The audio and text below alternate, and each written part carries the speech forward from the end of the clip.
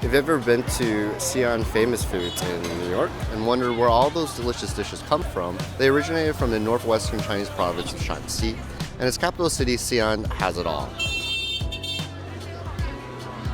We're here at Huimingqu, which is the Muslim district of Xi'an. As the starting point of the Silk Road trade route, Xi'an stood as the capital of 13 ancient Chinese dynasties. Spices and other goods throughout the Middle East traveled to Xi'an by traders, culminating in many cross-cultural dishes. The ultimate snack is the rā'dē-ī, one of the national breakfast foods of China. In Xi'an, people mostly use hard but crunchy bread and fill it with either lamb or beef.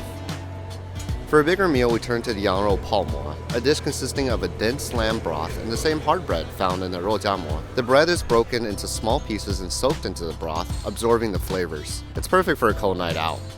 That's just a small taste of real Xi'an street food. Thanks again for watching, and please follow RADII for the latest videos on Chinese culture.